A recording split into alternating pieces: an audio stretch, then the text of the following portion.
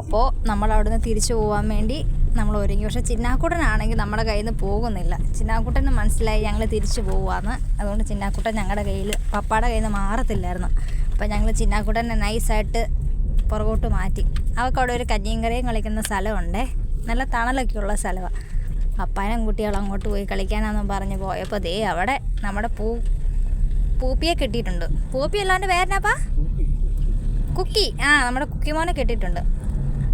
അപ്പാ പറഞ്ഞ് അവിടെ ഇരുന്ന് കളിച്ചോ, മോൻ്റെ ഇരുന്ന് കളിച്ചോളാൻ പറഞ്ഞ് അവൾ എന്ത് ചെയ്താൽ സമ്മതിക്കത്തില്ലേ. അവൾക്ക് മനസ്സിലായി ഞങ്ങൾ അവളെ കൊണ്ടാക്കിയിട്ട് പോവുക. എല്ലാ പ്രാവശ്യം വന്നു കഴിയുമ്പോൾ ഞങ്ങൾക്ക് പോകുമ്പോൾ സങ്കടമായിരുന്നു. ഈ പ്രാവശ്യം ഷാരു ഉള്ളതുകൊണ്ട് പിന്നെ ഞങ്ങൾക്ക് ഒരു കുഴപ്പമില്ല.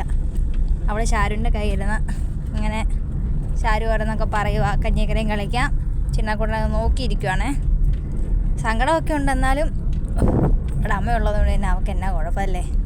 ശ്രീക്കുട്ടനോടൊന്ന് കരയുക, അവൾ കൊണ്ടാക്കിയിട്ട് പോരുന്നെന്ന് പറഞ്ഞ്.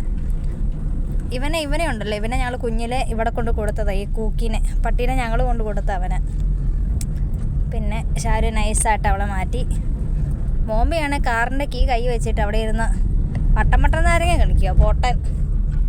ഞങ്ങൾ പോവുകയാണ് ഗൈസ്. അപ്പം ഞാൻ ഷാറിനോട് ബൈ ബൈ പറഞ്ഞു. അപ്പോൾ അന്നേരം കൊച്ചിനെയായിട്ട് അവിടെ നിന്ന് ഞങ്ങൾ ടാറ്റ ബൈ ബൈ പറഞ്ഞു. അങ്ങനെ ഞങ്ങൾ തിരിച്ചു പോകും.